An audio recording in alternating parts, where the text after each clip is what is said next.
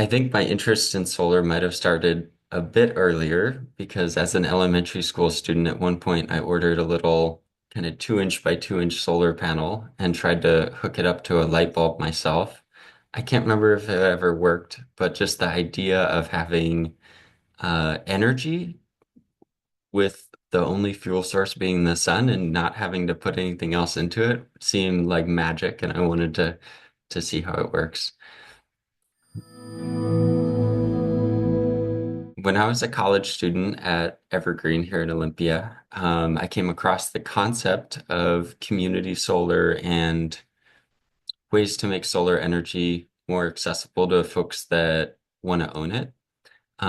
Before that, I had only thought of solar as something, a homeowner with a really nice roof could own.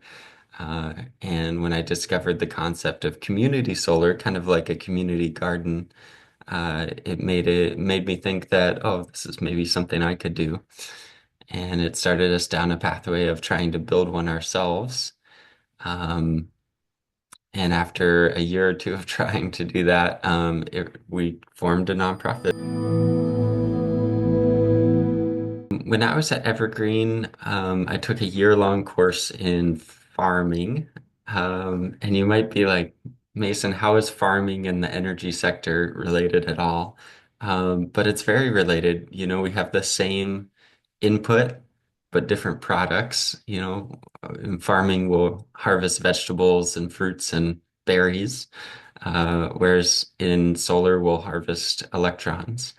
Um, so in the farming program, we learned how a lot of small farms subsist on what's called a community supported agriculture model of having their community come together to invest in the farmer at the beginning of the season, and then the farmer pays them back with produce as the harvest comes around.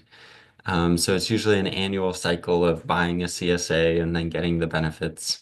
And looking at that and looking at it on paper of the business model of doing it, it made a whole lot of sense to me that a big upfront investment and then a product that produces value over time is the exact same as solar. And so I used our farm business template as the first template for the solar project we started developing.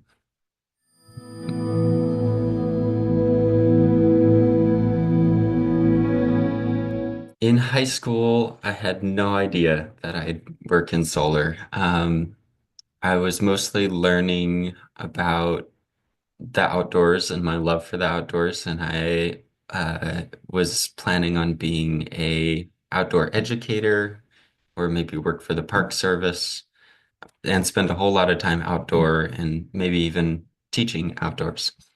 Um, and it wasn't until after high school when I got to do some big wilderness trips that, I was exposed to some of the extent of extractive industries, both logging and oil extraction, um, and also, exposed to climate science that I realized that I wanted to do something that would mitigate the impacts of climate change rather than, just enjoy the outdoors while it happens around me.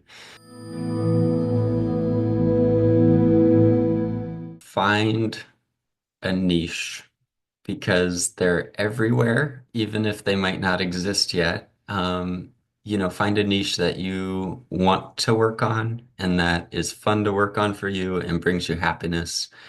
Um, and